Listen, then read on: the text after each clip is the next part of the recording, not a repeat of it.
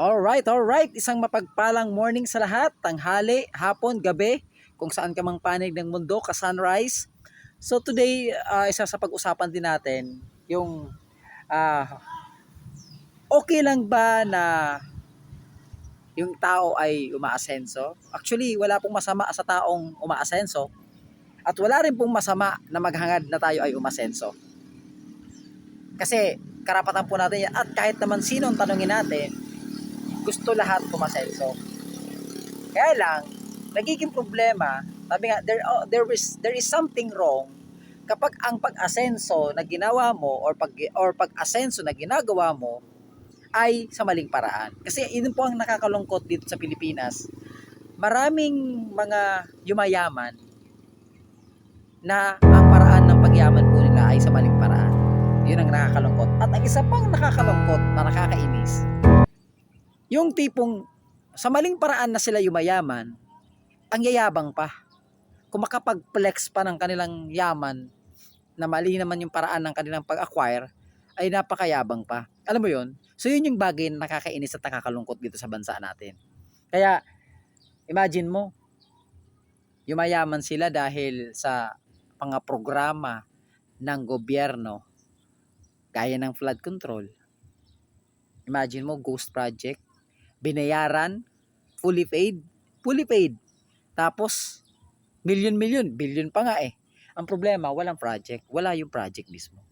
Even the president itself na nakita niya mismo ng personal. So isang patunay ito na marami talagang mga Pilipino ang yumayaman sa bansa natin na yumayaman sa maling paraan. Actually, marami akong kilala niyan. May mga ilan tayong kilala niyan na biglang asenso, biglang yaman, despite the fact na hindi naman ganun kalakihan ang sweldo. So, yun ang bagay na sana talaga matuunan ng pansin. And sana maipasa talaga yung batas na death penalty doon sa mga plunderers, yung sa mga gumagawa ng talagang heinous crime.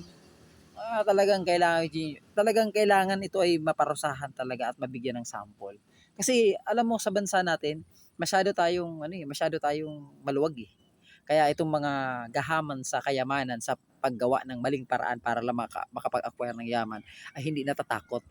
So if we are going to pass a bill or a law na magkakaroon ng death penalty sa mga taong makakagawa at mapapatunayan talaga beyond reasonable doubt na talagang ito ay nagkasala, abay dapat parusahan ng kamatayan ito, death penalty. Kasi talagang ito ang isang bagay na kailangan ng bansa natin para siguro tumino tayo. At the same time, magkaroon tayo ng leader na may bayag. Leader na kayang banggain kahit sino. At ang isang nakita kong leader na kaya lang gumawa at nakagawa lang yan ay si former President Rodrigo Roa Duterte. Imagine, kahit mga bilyonaryo, Lucio Tan, Ayala, Pangilinan, mga bilyonaryo sa Pilipinas, binangga niya para bayaran yung mga taxes na hindi nila nababayaran. It only shows na yung leader na ganun, na isang leader na may bayag. At yun ang klase ng leader na kailangan natin dito sa bansa natin.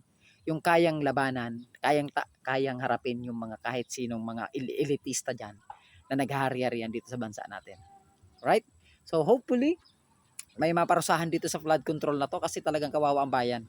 Kawawa yung mga mamamayang Pilipino na lumalaban ng patas para lang mabuhay para sa kanilang pamilya.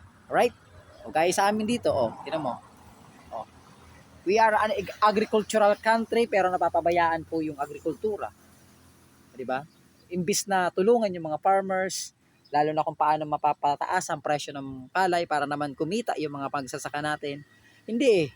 Ang mas tinutulungan pang kumita yung mga mayayaman ng negosyante na nagkokontrol ng presyo ng palay. So ito yung kailangan mabigyan talaga ng pansin. And hopefully, and I am praying na may magkaroon ng divine intervention na magkaroon ng magandang pangyayari sa bansa natin.